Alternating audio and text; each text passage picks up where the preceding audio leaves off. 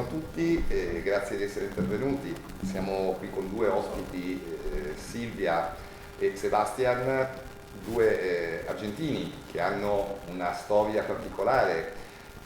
Sebastian è stato abusato da un prete, poi ve lo racconterà, quando era in giovane età, cercò di denunciare a Buenos Aires all'allora Papa Francesco il suo caso, ma non ebbe udienza. 20 anni dopo questo prete è stato poi condannato dalla giustizia civile argentina. Ora, io credo sia molto interessante questa loro testimonianza, perché è la testimonianza del terzo Papa insabbiatore.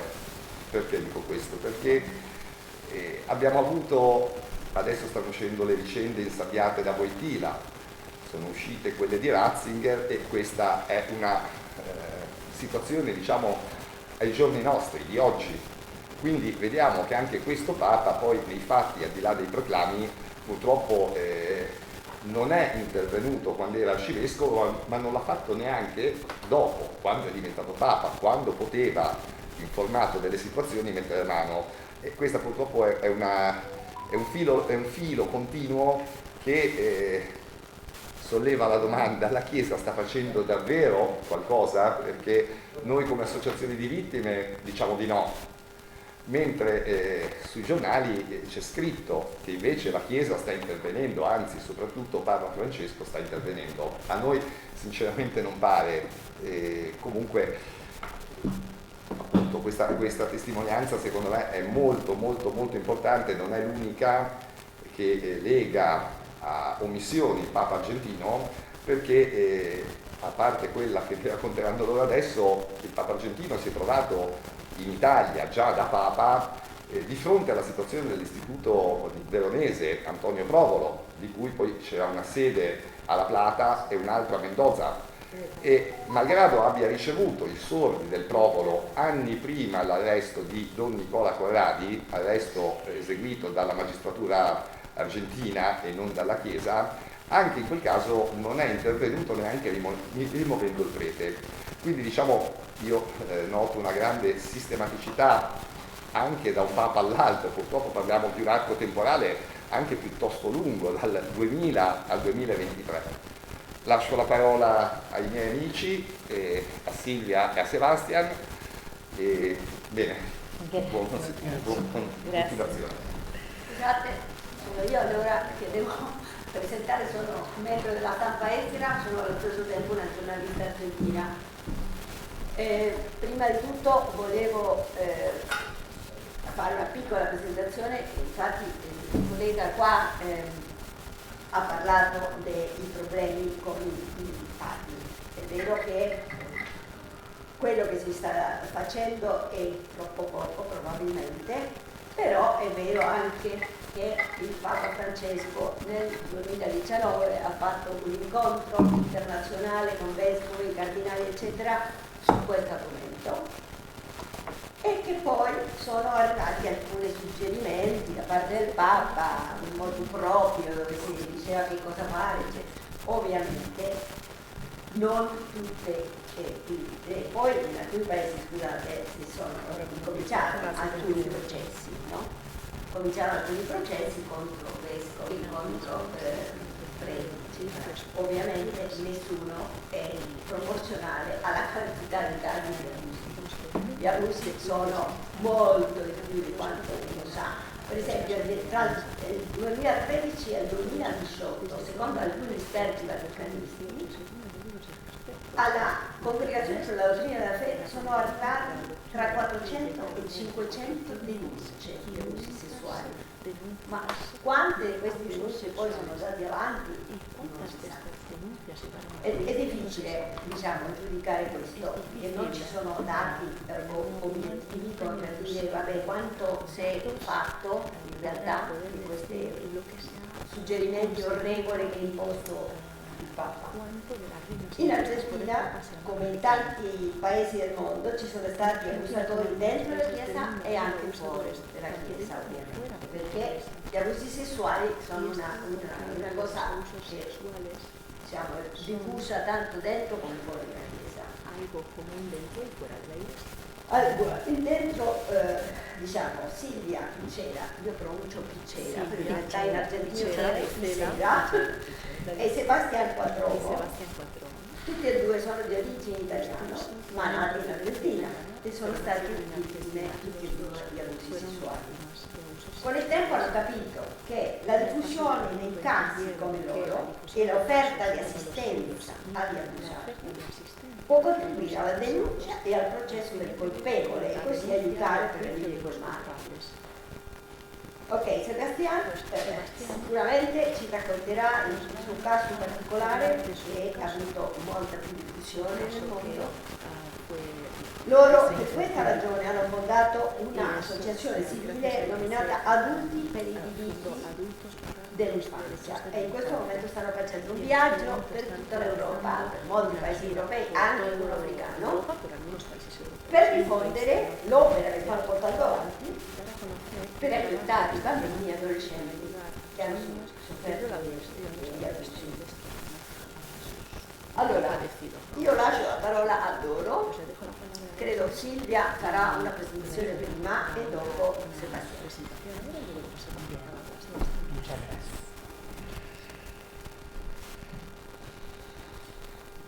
Silvia, bien, la palabra. Bueno, muchísimas gracias, es un honor estar acá, en verdad, y una gran responsabilidad que siento sentimos como sobrevivientes del delito de abuso sexual en la infancia, que hemos asumido la responsabilidad de salir a hablar de este delito, de esta violación a los derechos humanos de infancia, para intentar cambiar la suerte de los niños y niñas de hoy, y además para intentar dar a conocer los sufrimientos que arrastramos los sobrevivientes, para que la sociedad adulta empiece a tener herramientas para asumir y aceptar y tratar a los heridos adultos y saber prevenir y tratar a los niños que hoy están pasando por esto y tratar de evitar che esto siga sucediendo. Buongiorno, per me è un onore trovarmi qui con voi, ma è anche una grande responsabilità. Siamo qui come sopravvissuti di abusi sessuali e siamo qui per parlare di questa violazione dei diritti umani dell'infanzia. Siamo qui perché svolgiamo le nostre attività per cambiare il destino dei bambini vittime di violenze sessuali e per far conoscere il tipo di sofferenza a cui vanno incontro questi bambini. Uno degli obiettivi inoltre della nostra attività è quello di diffondere strumenti di prevenzione e di supporto a queste vittime. Bueno, nuestra asociación civil nace en el año 2012, cuando nos conocemos con Sebastián. Yo venía intentando proteger a mi hija de un padre biológico abusador y Sebastián venía de hacer pública su historia después de lograr el juicio y la condena del que había sido el abusador de su infancia y de la infancia de otros niños víctimas. La nostra organizzazione è stata fondata nel 2012, quando io e Sebastian ci siamo conosciuti. In quel momento io stavo cercando di proteggere mia figlia da un padre biologico violento e Sebastian aveva da poco diffuso la sua storia come vittima appunto di violenza sessuale. Y nuestro colectivo tiene dos características. Una es el grupo de ayuda de pares, donde nos encontramos semana a semana sobrevivientes y adultas protectores de niños víctimas desde hace 11 años y vemos cómo el poder hablar de manera empática y ser escuchados es el primer paso para empezar la recuperación del trauma complejo que significa el haber sido víctima de abuso sexual en la infancia o el estar protegiendo a un niño o niña víctima. Y la otra herramienta fundamental de nuestro colectivo es la visibilización pública, es el salir a la comunidad en todos los ámbitos, desde medios masivos de comunicación hasta cualquier ámbito donde nos inviten a hablar de nuestras propias historias, nuestro propio testimonio, y eso notamos que logramos que las personas que nos escuchan tengan empatía, se forme solidaridad y quieran de alguna manera empezar a accionar para cambiar esta realidad. La nostra organizzazione si basa su 2 punti fondamentali. Il primo è uno spazio, abbiamo appunto uno spazio in cui ci incontriamo tra di noi, vittime di abusi e persone che stanno proteggendo minori vittime di abusi. Parliamo in questi spazi in modo empatico e senza giudicare, e questo è il primo passaggio necessario per il recupero appunto dei minori o comunque delle persone che sono state abusate sessualmente da bambini. L'altro punto fondamentale della nostra organizzazione è l'attività di comunicazione, comunque di rendere pubblico e più visibile a livello di società questo dramma, quindi non perdiamo mai l'opportunità di parlare con i mezzi di comunicazione, fornendo le nostre testimonianze dirette per cercare di appunto generare solidarietà all'interno della società e in modo anche che poi si passi all'azione per prevenire certi fenomeni. Y para terminar, nosotros hacemos nuestra una estadística del Consejo de Europa que dice que 1 de cada 5 niños, niñas y adolescentes han sufrido abuso sexual antes de cumplir los 18 años. 1 de cada 5 es el 20% de la población. Esto marca que ese delito, esta grave violación a los derechos humanos de infancia está sucediendo de manera transversal en nuestra sociedad. De cada 10 personas, 2. Esto es gravísimo y bueno, esto es lo que nosotros sentimos la obligación de salir a hablar, porque sabemos que muchas personas que han pasado por esto aún están escondidos en la vergüenza, se sienten humillados, se sienten aislados en esta sociedad y no están pudiendo hablar. Por eso es tan importante para nosotros, que sí podemos, lo vivimos como una responsabilidad, el salir a hablar para intentar lograr que entre todos y todas cambiemos esta realidad que está sucediendo delante de todas nuestras sociedades y que hasta ahora por el silencio se ha sostenido. Muchas gracias.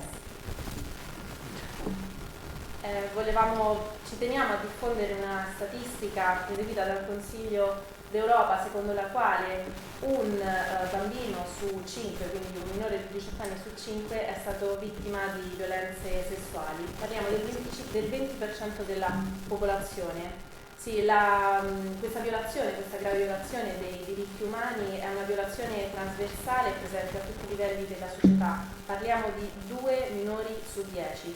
E questi numeri ci fanno sentire ancora di più il peso del nostro obbligo, che è quello di parlare per quelle persone che sono ancora lì fuori, che si vergognano, che appunto sono isolati e che non hanno ancora trovato il coraggio di parlare. Ecco, è anche per loro che abbiamo questa enorme responsabilità, che è quella di parlare per poter cambiare la realtà, una realtà che è quella di questo fenomeno di violenze che si sorregge anche a causa dei silenzi.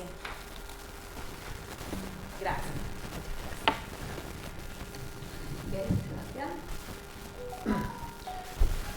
Bueno, muy buenos días. Muchas gracias por su presencia. Es un honor y una responsabilidad estar aquí en esta casa compartiendo con ustedes este momento de encuentro colectivo. Grazie e buongiorno a tutti voi. Per me è un onore e anche una responsabilità trovarmi qui con voi a condividere questo obbligo collettivo. Agradecer también, por supuesto, a esta casa por recibirnos, a la presencia de cada uno de ustedes y organizaciones como Red Teleabuso y ECA por su acompañamiento aquí en nuestra visita en Italia. Grazie alla sede che ci ospita quest'oggi, grazie a tutti voi e grazie alle organizzazioni come ECA che ci hanno appunto che hanno favorito questo incontro.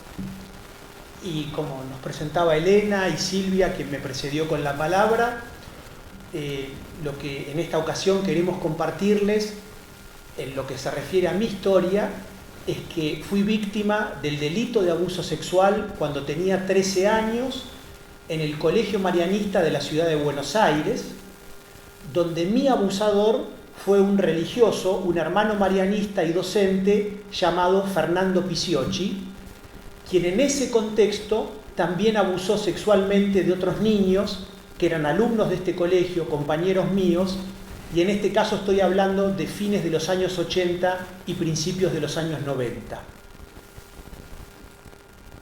Come hanno comunicato già le mie compagne qui, Elena e Silvia, siamo qui anche per condividere la mia storia. Io sono stato vittima di molestie sessuali all'età di 13 anni presso la scuola marianista di Buenos Aires dove studiavo, e il mio carnefice è stato Fernando Pisiocci, che oltre a appunto abusare di me aveva abusato anche di alcuni miei compagni.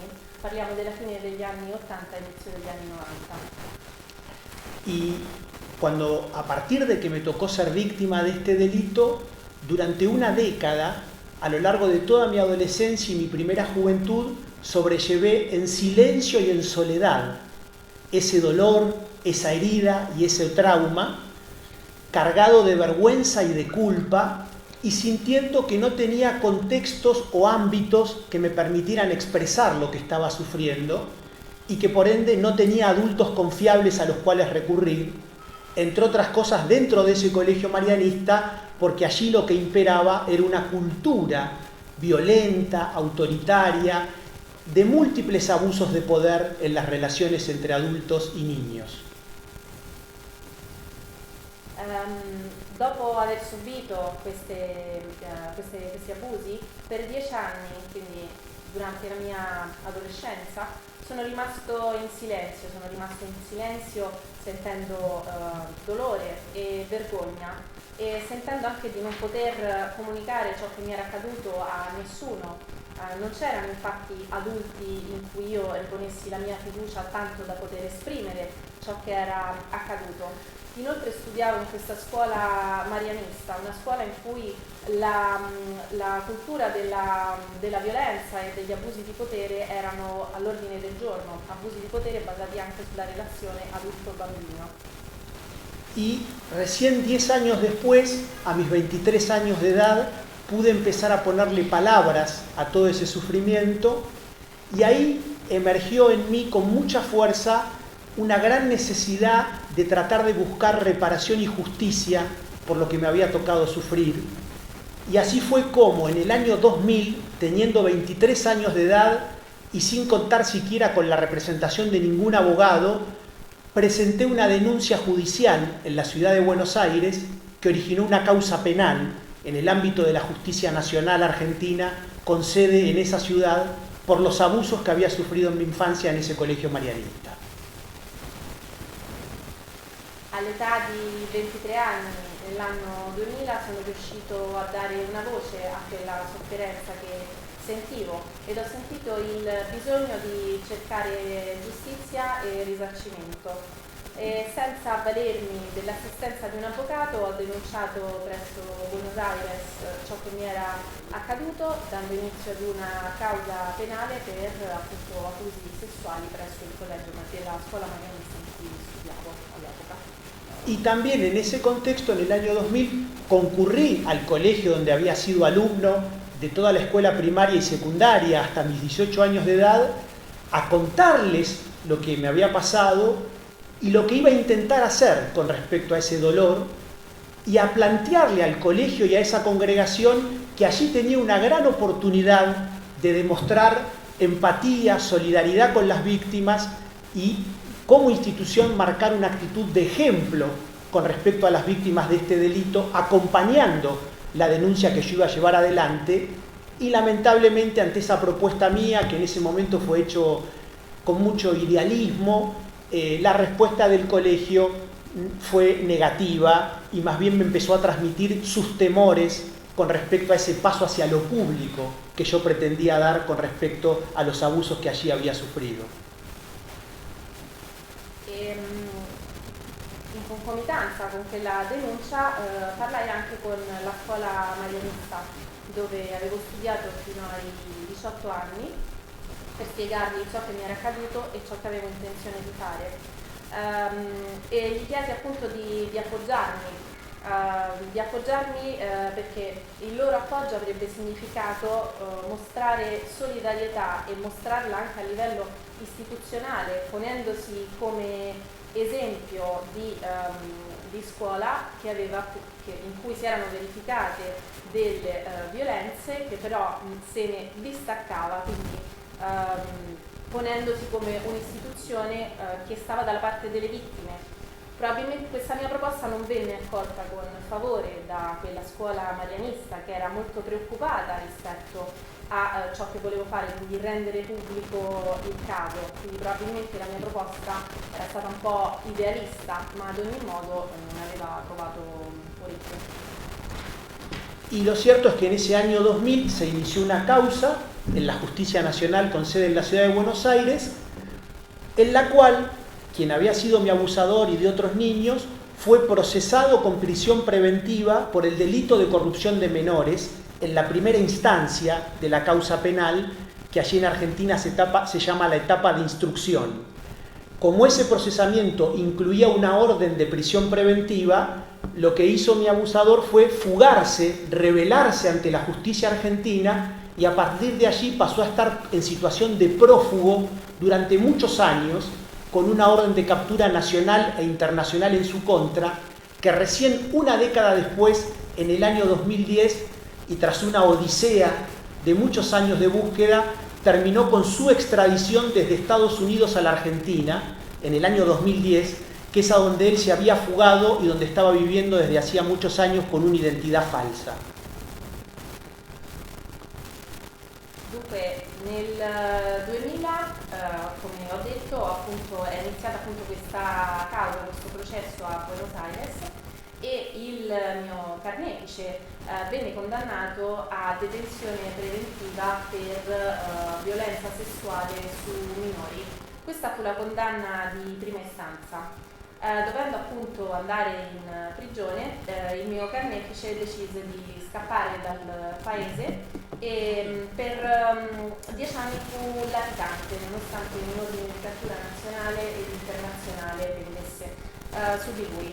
Nel 2010, dopo tantissimo tempo e una lunga ricerca, venne trovato negli Stati Uniti, riportato in Argentina. Negli Stati Uniti aveva vissuto sotto identità falsa. Y lo cierto es que luego, finalmente, en el año 2012, en la ciudad de Buenos Aires, logramos llegar a un juicio oral y público que terminó con la condena del ahora ex hermano marianista Fernando Pisiocchi a 12 años de cárcel por el delito de corrupción de menores calificada reiterada. En este juicio oral y público que tuvo lugar más de 20 años después de ocurridos los abusos. Nel 2012 quindi si svolse il processo orale pubblico che vide dopo 20 anni la condanna di Fernando Pisiocchi a 12 anni di carcere per violenza sessuale su minori. Y fue en el contexto de ese juicio oral y público del año 2012 cuando empecé a hacer pública mi historia con la sociedad argentina, haciendo notas con distintos medios periodísticos, con el sueño y con el anhelo de que ese largo camino de dolor en la infancia y de lucha como adulto en búsqueda de reparación y justicia pudiera servir y ayudar a los demás, que pudiera trascender hacia lo colectivo, hacia lo público. Por eso para mí brindar mi testimonio en aquel año 2012 fue un sentido político de buscar darle a mi historia todo ese sentido a nivel colectivo. Y lo cierto es que el eco, la devolución social que recibí a partir de que empecé a compartir mi historia con la sociedad fue maravilloso, porque víctimas de los más diversos lugares que me veían y escuchaban en los medios se empezaron a contactar conmigo para compartir sus historias como sobrevivientes de abuso o como protectores de niñas y niños víctimas. Así fue como en ese contexto nos conocimos con Silvia y ahí nació Adultos por los Derechos de la Infancia.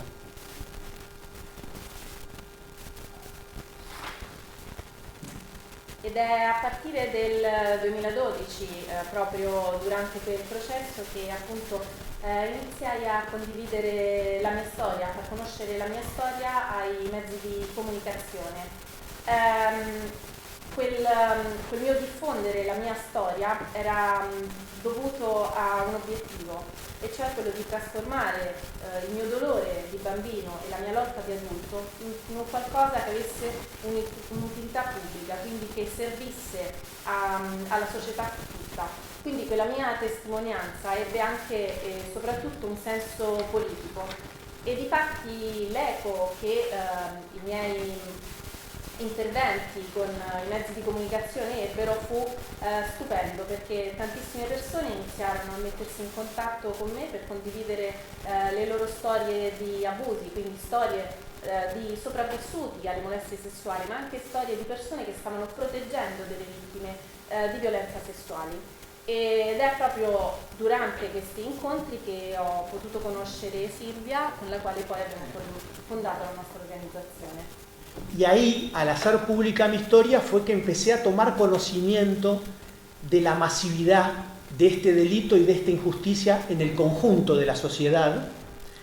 Y también, con respecto a la causa penal en sí, finalmente en el año 2016, tras 16 años de lucha en el terreno penal, la Corte Suprema de Justicia de la República Argentina ratificó de manera unánime y definitiva aquella condena del juicio del año 2012.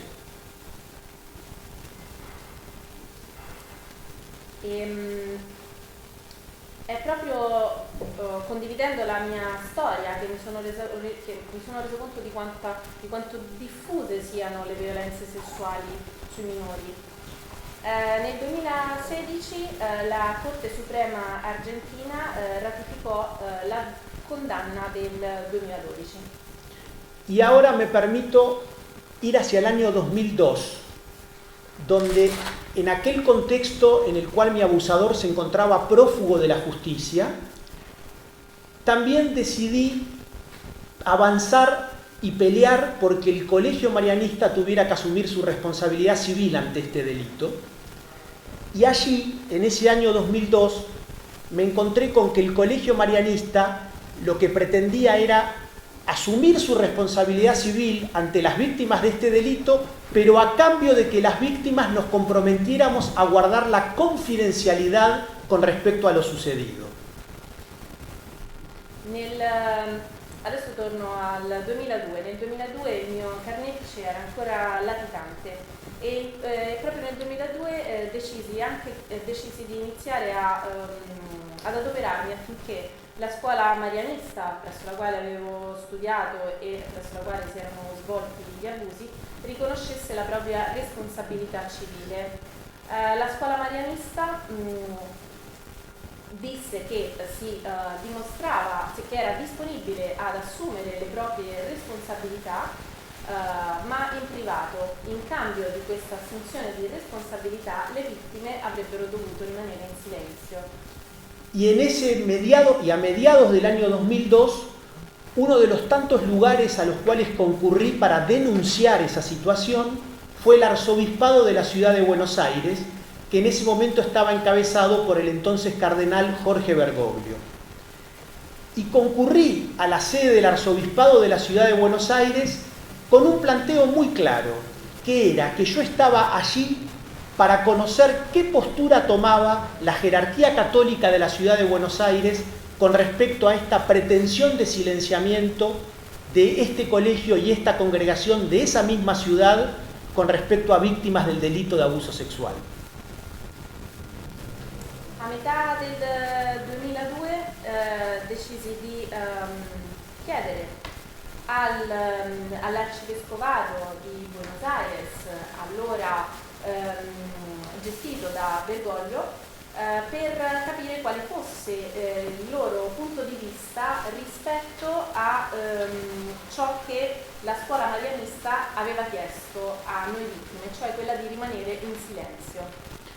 Y en aquel arzobispado de la ciudad de Buenos Aires del 2002, Bergoglio nunca me recibió personalmente, lo hizo a través de un secretario de él, un padre Martín García Aguirre, y por intermedio de este secretario de él me invitó a que tramitara mi pedido ante el entonces obispo Mario Poli, quien luego fue arzobispo de la ciudad de Buenos Aires, que estaba a cargo de un ámbito de la iglesia de la ciudad llamado Vicaría del Barrio de Flores, que comprendía al vecino barrio de Caballito, donde está el colegio marianista.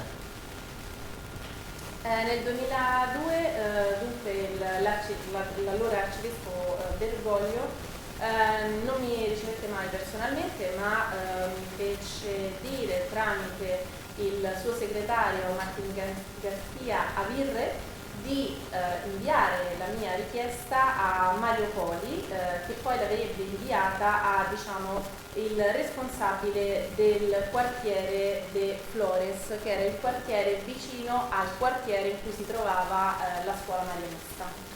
Y en esas reuniones con el entonces obispo Mario Poli, la respuesta que recibí por parte de la jerarquía católica de la ciudad de Buenos Aires fue que ellos avalaban, que ellos respaldaban esta actitud del colegio marianista.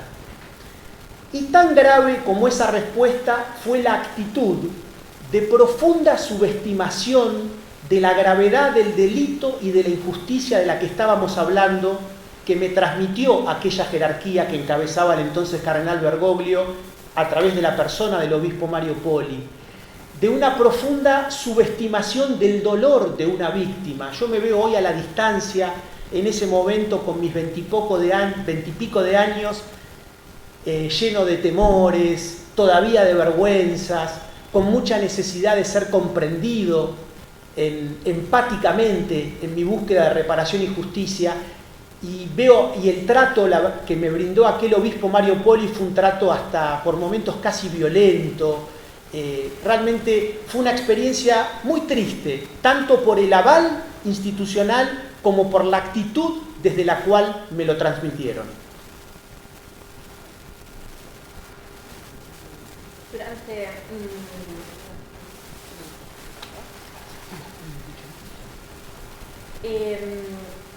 Durante la riunione con l'allora vescovo Mario Poli, la risposta che ricevetti in merito alla mia richiesta era la seguente. Quindi la gerarchia cattolica della città di Buenos Aires avallava la posizione presa dalla scuola marianista e ovviamente questo per me fu gravissimo, gravissimo, perché oltre a appunto appoggiare il punto di vista della scuola marianista, si stava sottostimando l'enorme dolore delle vittime di quegli abusi.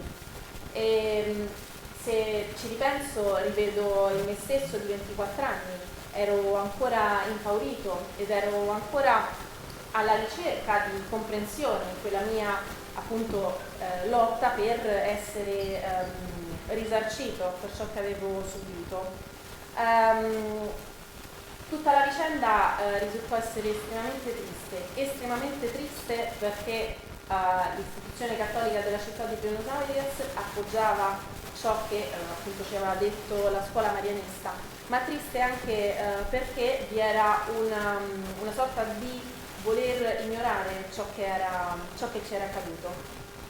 Y para poder ahora cerrar y pasar a las preguntas, lo cierto es que todo esto yo lo vengo compartiendo públicamente desde el año 2012, en el contexto de aquel juicio oral y público contra mi abusador, desde antes de que Bergoglio fuera designado papa.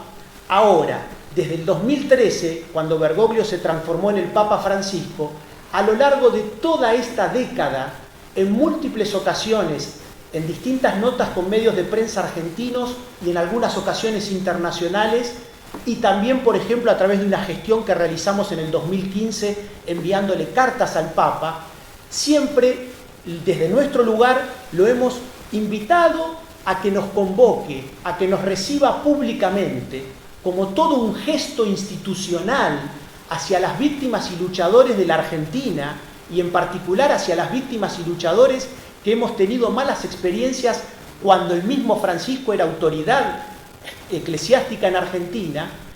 Y lo cierto es que en una década de papado de Francisco nunca tuvimos ninguna respuesta. È dal 2012 quindi che io parlo della mia storia, proprio l'anno in cui si è svolto il processo orale pubblico per questo crimine. Dunque, parliamo di diversi anni. Nel 2013 il Papa Francesco è diventato Papa, Bergoglio è diventato Papa, e quindi e proprio per questo abbiamo chiesto tantissime volte in ambito internazionale, in ambito nazionale. Nel 2015 abbiamo anche iniziato a inviare delle lettere affinché il Papa ci ricevesse. Essere ricevuti da lui sarebbe un atto simbolico, perché dimostrerebbe vicinanza alle vittime di quei crimini che si sono verificati nella città di Buenos Aires quando lui ne era l'arcivescovo. Però in 10 anni non abbiamo mai ricevuto una risposta dall'attuale Papa. Ok? Allora, passiamo alle domande. So che Giulia Cagnarato voleva fare una domanda. No, Attenta con il microfono. voi domani domani che avete la presentazione del libro. Mañana van a presentar el libro. Non si sente, Julio. Sì, è domani che dovete presentare il libro nella Casa Argentina. Il libro come si chiama? Mañana es la presentación del libro en la Casa Argentina y me gustaría conocer el nombre el título del libro, por favor. Muchas gracias por la pregunta. Nuestro libro se llama Somos Sobrevivientes, Crónicas de Abuso Sexual en la Infancia, y fue escrito por 8 grandes escritores y escritoras de la Argentina, como Claudia Piñeiro, Dolores Reyes, Gabriela Cabezón Cámara, Sergio Holguín, entre otros y otras. Y en este libro, este notable octeto de autoras y autores argentinos cuentan 8 historias de quienes integramos Adultos por los Derechos de la Infancia, libro que fue editado por Alfaguara en noviembre de 2021, que constituye un acontecimiento cultural para nuestra causa colectiva y que en esta gira estamos compartiendo en las distintas ciudades donde vamos, y mañana aquí en Roma a las 5:30 de la tarde, en Casa Argentina, en Vía Veneto 7, vamos a estar compartiendo con la comunidad italiana.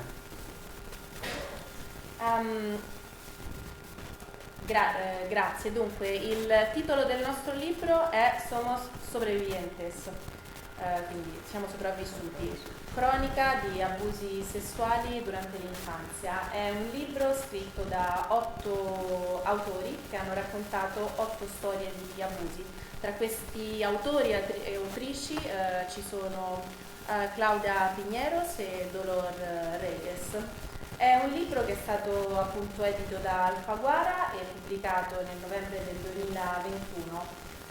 Questo è un po' l'ambito culturale dell'azione che svolgiamo, che ha un obiettivo collettivo, e domani presso Casa Argentina qui a Roma in Via Veneto 7 alle 5:30 lo presenteremo. Ok, collega Spagnolo, facciamo un'altra domanda. Buenos días, soy Darío Menor del diario El Correo de España.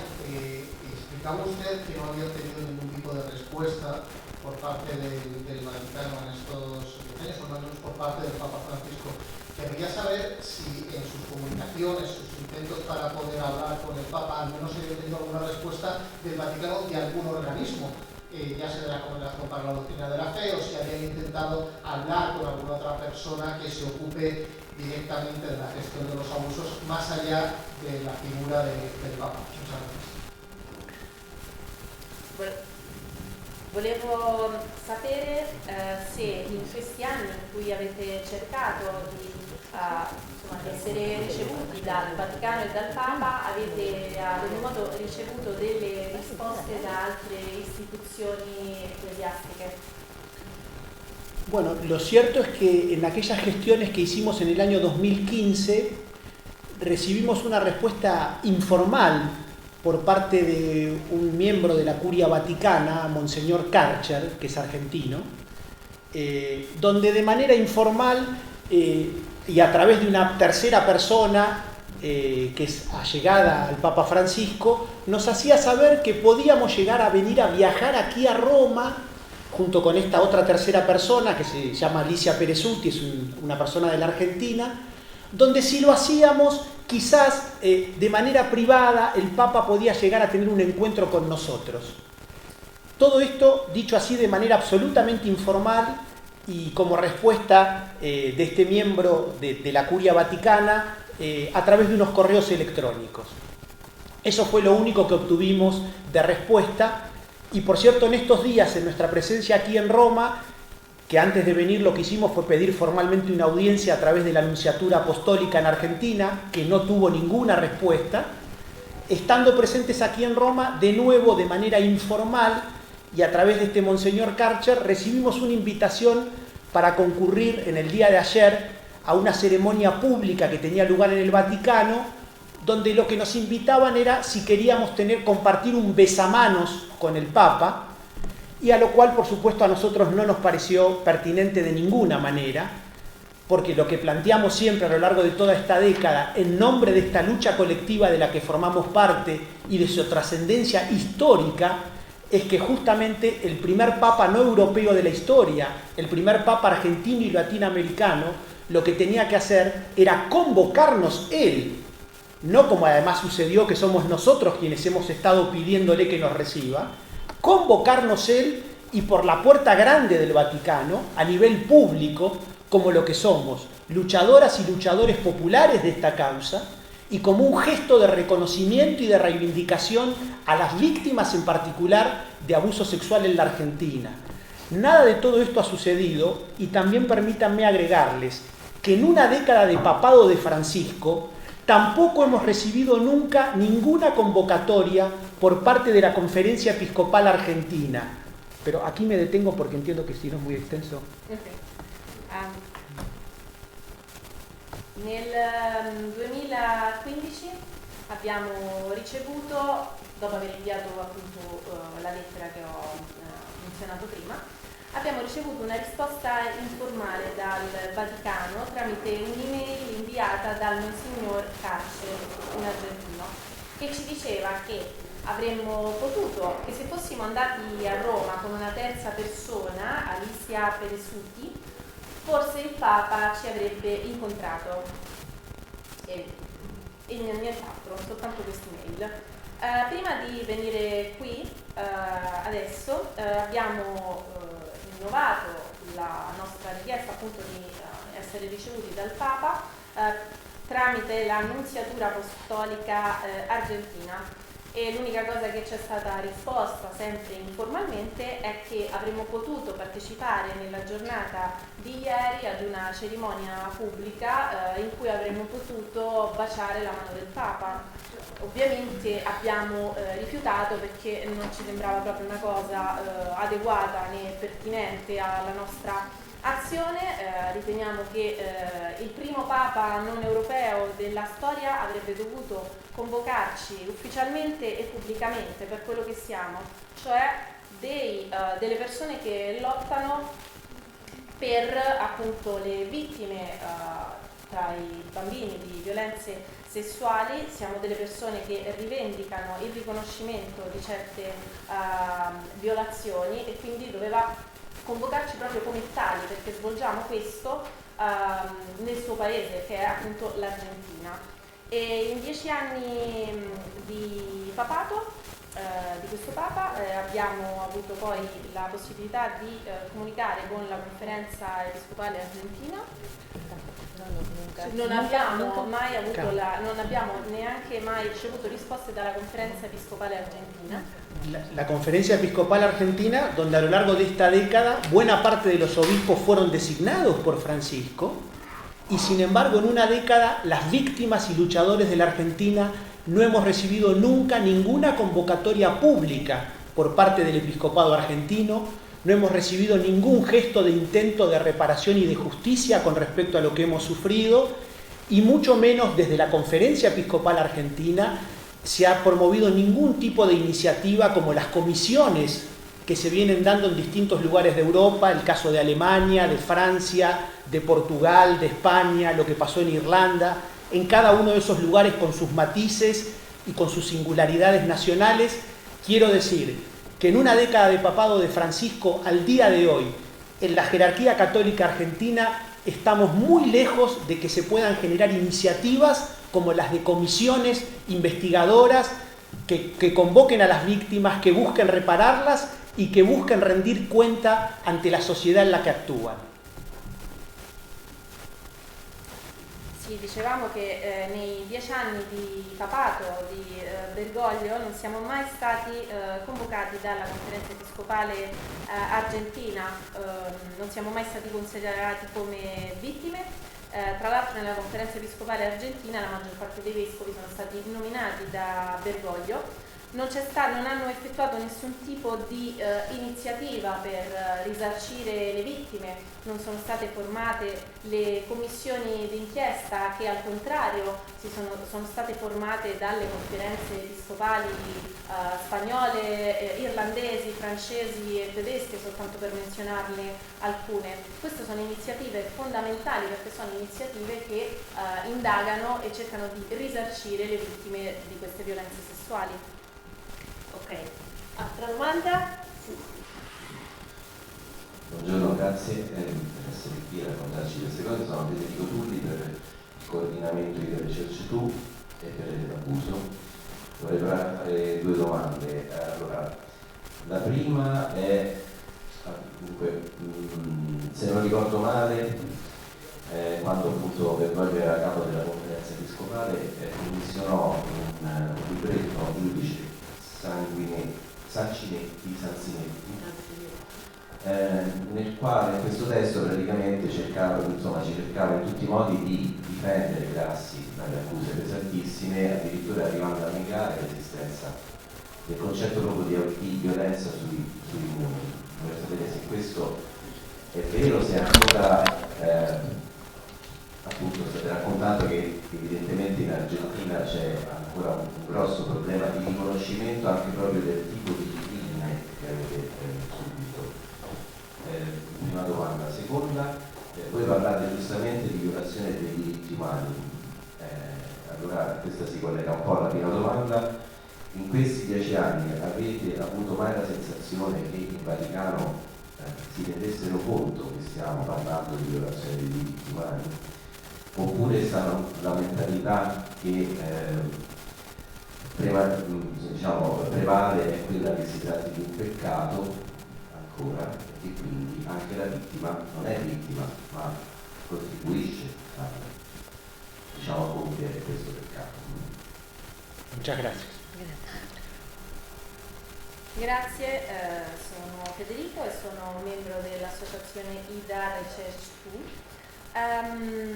Appunto, quando Bergoglio era a capo della conferenza episcopale, ricordo un libro di Sanzinetti in cui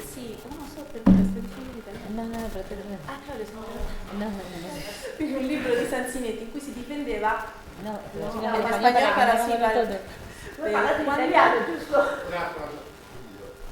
il nome della incaricò un giudice Sanzinetti, mi ricordo, si chiamava di scrivere un testo divulgato in poche copie nel quale sostanzialmente si negava anche proprio il concetto di violenza subdominale. Quando Bergoglio era jefe della conferencia episcopal, le encargó a un juez Sanzinetti de escribir un libro, de los que hay pocos volúmenes, donde se defendía a Grassi de la acusación de violencia sexual y se negaba el concepto de violencia sexual. Pues entonces, a raíz de esto y a raíz de lo que nos habéis contado, me parece que en Argentina siga habiendo un problema de reconocimiento de la violencia sexual como crimen. No sé si es así. Y la segunda pregunta es la siguiente. Obviamente hablamos de, y ustedes lo han definido como tal muchas veces, de estas violencias sexuales como violaciones de los derechos humanos. Y les quería preguntar si en estos 10 años han tenido alguna vez la sensación o la percepción de que en el Vaticano realmente se considere la violencia sexual como una violación de derechos humanos. ¿Están conscientes en el Vaticano de que es una violación de los derechos humanos?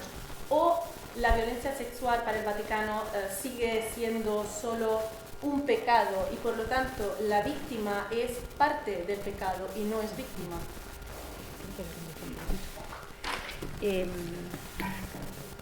Lo más lamentable para la suerte de la infancia es que como violación de los derechos humanos de infancia, es algo que nosotros estamos insistiendo para que sea entendido de esta manera por todos los países. La suerte de la infancia hoy, no solamente dentro de la realidad del clero católico, sino a nivel general en nuestras sociedades, es negar el delito de abuso sexual y proteger a los agresores.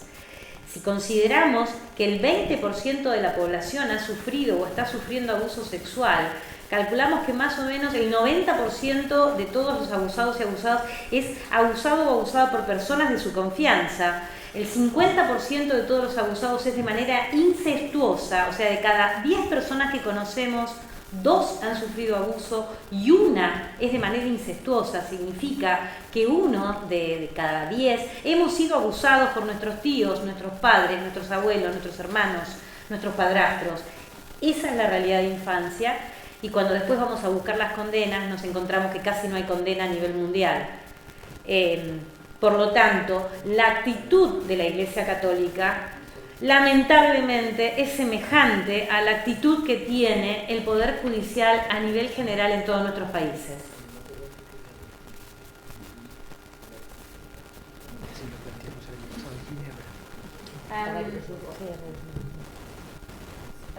Sfortunatamente spesso, nonostante debba essere così, la violenza su minori non viene associata ad una violazione nei diritti umani. Questo è un atteggiamento presente nella Chiesa, ma non solo, è presente anche all'interno della società. Vi è una tendenza molto preoccupante a proteggere gli aggressori. Nel 90% dei casi la violenza sessuale avviene tra le mura domestiche e il 50% delle vittime di violenza sessuale su minori sono vittime di abusi incestuosi. Quindi una vittima su 10 vede come suo carnefice uno zio, un genitore o un fratello. E vediamo che poi a seguito di una denuncia non vi è quasi mai una condanna adeguata.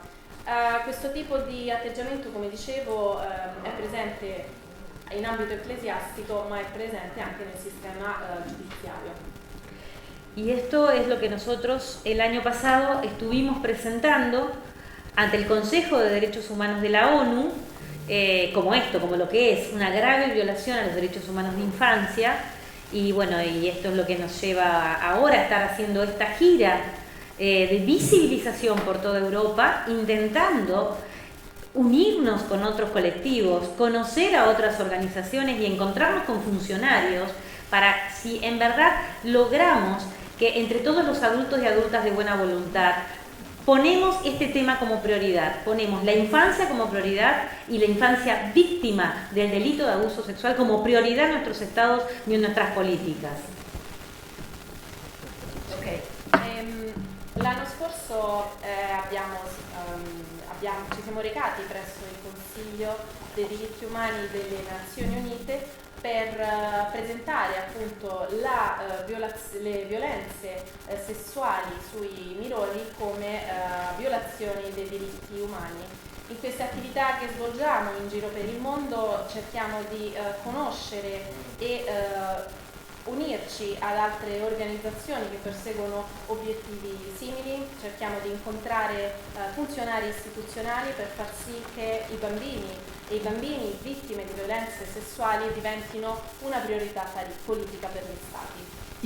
Y con respecto a la primera parte de la pregunta, desde nuestra experiencia y mirada entendemos que es absolutamente cierta la existencia de aquel libro que mencionaba el periodista, y en relación con esto mismo que contábamos de esta negativa a lo largo de una década de papado de recibirnos a las víctimas y luchadores de la Argentina, una situación emblemática también, según nuestro criterio, de esa falta de voluntad política particular de cambiar esta historia en la Argentina, es que el sacerdote Julio César Grassi, que es un caso emblemático en Argentina, juzgado y condenado por las máximas instancias judiciales de nuestro país, al día de hoy siga siendo sacerdote.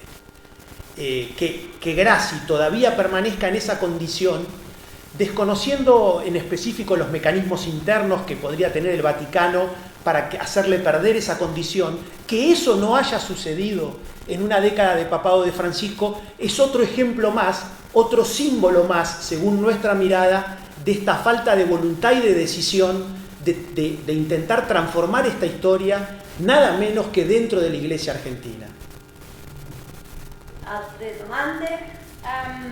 Dunque, tornando alla prima domanda che c'era stata posta, quindi quella sul sacerdote Grassi, crediamo che quello sia proprio un altro caso emblematico, accompagnato poi dai rifiuti che abbiamo ricevuto noi per incontrare il Papa. Credo che la storia e questi rifiuti siano emblematici della mancanza di volontà politica da parte del Papa di riconoscere certi avvenimenti. Io non conosco i procedimenti interni del Vaticano, ma mi sembra assurdo che il sacerdote Grassi, condannato per i crimini commessi, sia ancora sacerdote.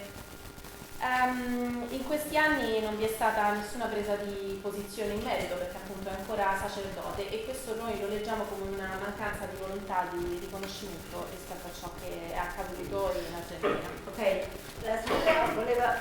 prego. Volevo solo sapere, Si può presentare per favore? Elisabetta Pomerello del New York Times. Volevo solo sapere se ci sono molti casi che vanno in tribunale di abuso sessuale in Argentina e se la vostra organizzazione poi è coinvolta in qualche modo in questi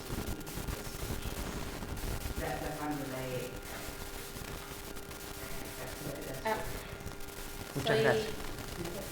Soy Elisabetta Pobolero del New York Times y quería saber si en Argentina muchos casos de abusos sexuales van a juicio y si su asociación tiene un papel cuando se celebran estos juicios. Bien, muchas gracias por la pregunta. En el caso de Argentina, especialistas en el tema sostienen que, y no solo basándose en Argentina, pero son especialistas argentinos quienes lo sostienen, que el delito de abuso sexual contra la infancia es el más impune de la tierra. Se cree que de cada 1000 abusos que suceden, menos de un 10% llegan a conocimiento del Poder Judicial. Y dentro de ese acotado universo, solo un abuso estaría terminando en juicio y condena de su autor o autora. De ahí que se sostenga que de cada 1000 abusos que suceden, 999 están quedando impunes. Grazie per la domanda. Specialisti argentini affermano che il delitto di violenza sessuale sui minori sia il più impune tra i delitti. Su 1000 casi di violenza sessuale su minori soltanto il 10% vengono portati davanti alla giustizia e soltanto uno di questi casi, di questo 10%, poi termina con la condanna del carnefice. Questo significa che su 1000 violenze sessuali su minori 999 rimangono senza condanna. Adesso posso fare io una domanda? Ma voi pensate, la faccio in italiano, poi in spagnolo, voi pensate che il fatto che l'Argentina sia stata, come molti paesi latinoamericani, molto maschilista, influisce su questo? Perché normalmente, non solo, però il fatto della violenza sessuale a volte è proprietà degli uomini, sono gli uomini che lo fanno. Per cui un paese maschilista potrebbero essere più protetti. O sea, el rol de los hombres en esto es un país machista y en consecuencia, ¿cuál es el problema? Esto ayuda, el hecho de que sea un país machista, a que los hombres no sean juzgados. Pregunta. Nosotros ahí, lamentablemente, lo que vemos en la práctica es que el Poder Judicial no se equivoca y siempre va a desproteger al niño o niña. Si la agresora es una mujer, va a defender a la mujer agresora. Si el agresor es un varón, va a defender al hombre agresor. Esto lo vemos como que no hay error. La gran desprotección es hacia las infancias Y el modo que se tiene de desproteger la infancia es atacar al adulto o adulta protectora. Por supuesto que estadísticamente, por supuesto, y es obvio, en países patriarcales y machistas, la mayoría de los agresores son varones. Y la mayoría de las protectoras somos las madres que asumimos el rol de protección. Pero cuando sucede que la madre es la agresora y el papá es el protector, el Poder Judicial va a mirar con desconfianza a ese hombre que es protector. O sea, yo siempre digo, no se equivocan nunca, lo que van a hacer es de proteger al niño o niña. Cioè, indipendentemente dal sesso delle persone coinvolte, ciò che vediamo è che la giustizia argentina difende sempre il carnefice, indipendentemente dal sesso di questo. Spesso ovviamente il carnefice è un uomo e la persona che protegge la vittima è una donna. E che cosa fa la giustizia argentina? Cerca sempre di andare a colpire il protettore, quindi quella donna, ma anche quando i ruoli si invertono e il carnefice è una donna e il protettore è un uomo, si cerca di attaccare quell'uomo, quindi il protettore. Quindi come la giriamo o la giriamo, si cerca sempre poi di proteggere gli aggressori. ¿Puedo compartir ante la pregunta de Elena un matiz de nuestra experiencia pública y colectiva de tantos años, en mi caso como varón sobreviviente de abuso en la infancia? Y es que en el contexto de sociedades patriarcales y machistas como las nuestras, me atrevo a hablar aquí de una similitud, de una semejanza con la sociedad italiana. Sì, durante tutti questi anni ho avuto modo di assistere ad una tendenza. Io sono un uomo sopravvissuto a violenza sessuale quando ero minore e ho notato appunto una tendenza presente nelle società maschiliste come ad esempio come quella argentina appunto, ma anche quella italiana. Lo que vemos en nuestra experiencia pública de muchos años es que mi presencia como varón testimoniando mi historia de víctima en la infancia alienta y estimula a múltiples varones de muy diversas generaciones que en el contexto de sociedades como las nuestras, por el hecho de ser varones y haber sido víctimas, con lo que implica una cultura machista, es muy difícil todavía muchas veces para los propios varones el solo hecho de permitirse reconocer el hecho de haber sido víctimas, de haber sido vulnerables y vulnerados. Y además, otro hecho no menor es que los varones, a la hora de exponer públicamente el hecho de haber sido víctimas de abusos, muchas veces culturalmente tenemos que lidiar con una suerte de dos fantasmas. Uno es el hecho de que si fuimos víctimas, luego como varones adultos supuestamente pasamos a ser agresores. Y otro es el otro gran fantasma o mito cultural, donde por el hecho de haber sido víctimas de abuso, supuestamente eso es sinónimo de un hecho homosexual, que en contextos culturales como los nuestros eso es visto como un gran disvalor. Y lo que nosotros vemos es que esos dos, entre otras cosas, esos dos mitos generan enormes dificultades para que varones de las más diversas generaciones puedan salir públicamente a contar sus historias y a reconocerse a sí mismos el hecho de haber sido víctimas. Por eso en nuestro caso, muy esperanzadoramente vemos cómo mi presencia pública permanente alienta a múltiples varones de muy diversas generaciones.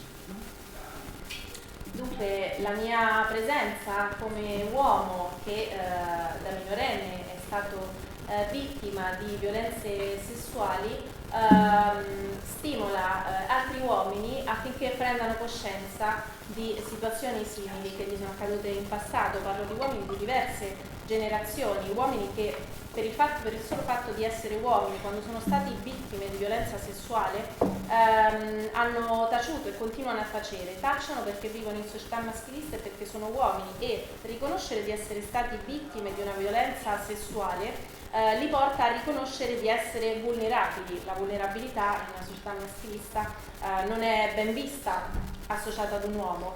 Gli uomini vittime di violenza sessuale devono lottare contro due fantasmi, due miti culturali.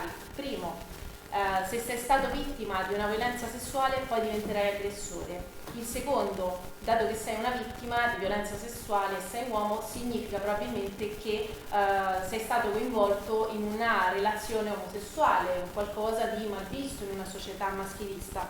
Quindi questi due miti culturali rendono ancora più difficile per gli uomini vittime di violenza sessuale riconoscerlo, parlarne e raccontare le proprie storie. Qualche dubbio? Io faccio una ultimissima domanda, però brevemente perché ormai dobbiamo finire. Vorrei capire che cosa vi aspettate di questo tour europeo, che se esperan ustedes de este tour europeo que están haciendo por distintos países. Cioè, visiteranno, sono stati in Marocco, ma prima, dico scusate, ma dopo sono venuti qua in Italia, andranno in Francia, in Germania, eccetera, per cui sarà un tour veramente interessante, penso, però vorrei capire che cosa aspettano loro di questo. Gracias. Brevemente, sì. Breve, sí, breve. Tenemos básicamente como dos grandes esperanzas. Una es esto, ayudar a la visibilización del delito de abuso sexual. Nuestra experiencia en la Argentina nos demuestra que si sobrevivientes adultos salimos a lo público a hablar, empiezan muchísimas personas que estaban en silencio, calladas, avergonzadas, adultas, a poder sumarse y poder sanar, y de ahí el segundo paso del sobreviviente que tiene este trauma, que se llama trauma complejo por la neurociencia, porque es el haber sentido en varias oportunidades que tenías riesgo de vida, no una sola vez. No es una catástrofe el abuso sexual que nos pasó una sola vez, es una catástrofe que en muchos se repitió por años. Esto se llama trauma complejo. Y esto es salirle a hablar a esos compañeros y compañeras adultas y encontrarnos con organizaciones en estos países, encontrarnos con otra gente que esté trabajando, funcionarios en el tema, para empezar a generar una verdadera red de adultos hablando de este tema para traer al presente la sanidad, que es el hablar, y salir a defender a los niños y niñas que están pasando por lo mismo y terminar con este horror que está sucediendo cotidianamente todavía en todas nuestras comunidades. Le aspettative del nostro tour europeo sono principalmente due. La prima è quella di rendere più visibile il dramma delle violenze sessuali sui minori.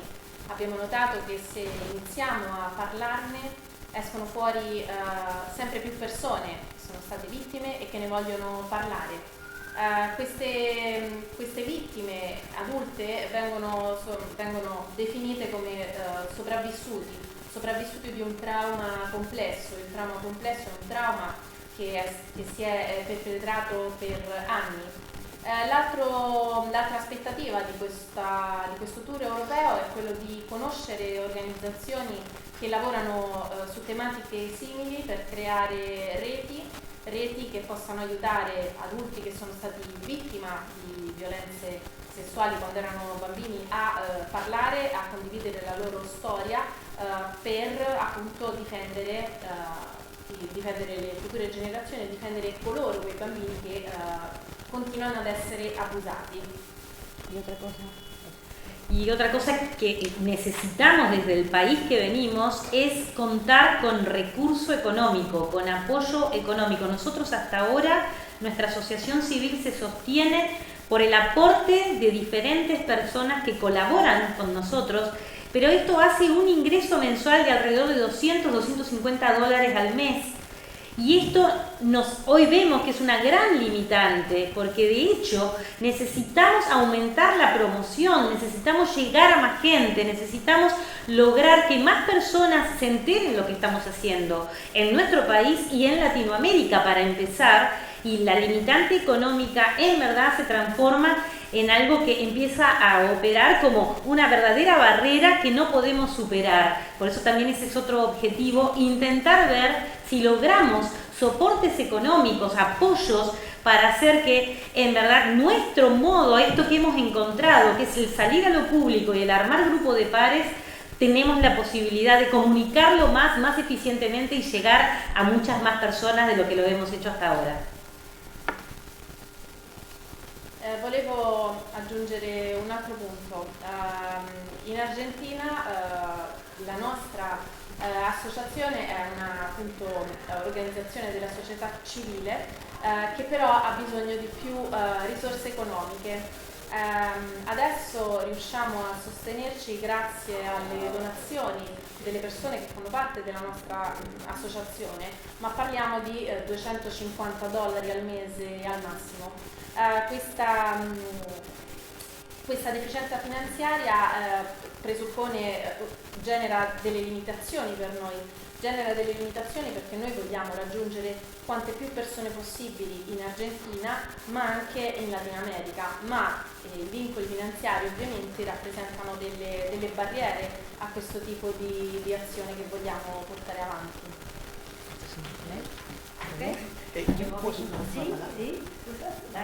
Gracias, Elena.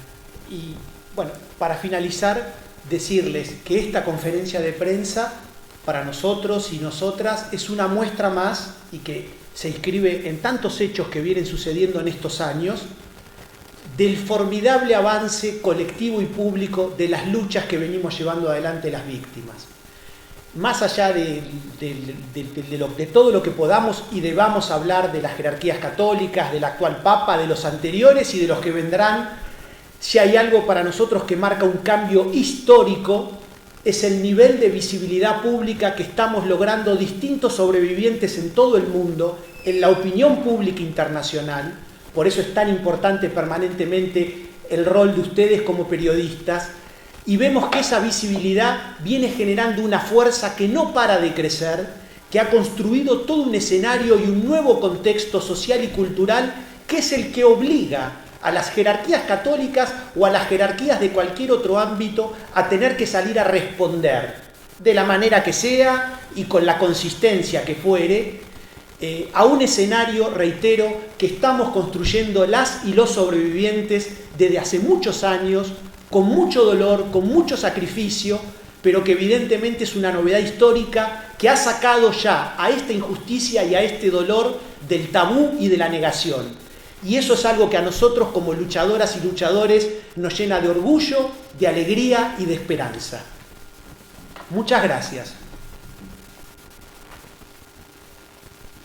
Per concludere vorrei dirvi che questa conferenza stampa è per noi un ulteriore esempio di progresso collettivo e pubblico della nostra lotta, indipendentemente poi dalle gerarchie ecclesiastiche, indipendentemente da chi sia il Papa. Per noi è importante che le nostre storie vengano conosciute. La visibilità pubblica di noi sopravvissuti è un pilastro della nostra attività, così come lo è l'attività che svolgete voi giornalisti in merito, perché è proprio grazie alla collaborazione tra noi e voi che si riesce a creare un nuovo scenario sociale e culturale che obbliga la Chiesa a rispondere delle proprie azioni.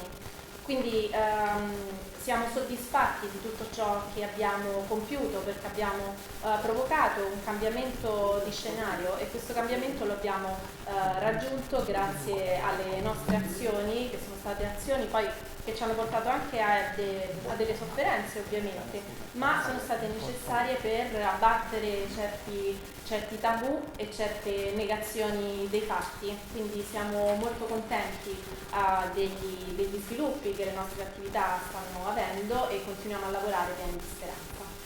Scusate, l'ultima cosa, chi vuole collaborare comprando un libro è benvenuto. Purtroppo è in spagnolo il libro, però... Si quieren ayudar, pueden comprar el libro. Lo sentimos, pero solo y que nos encantaría que pudiera ser traducido ci piacerebbe anche poterlo tradurre in italiano u otras lenguas. o anche verso altre lingue. Certo. Muchas gracias.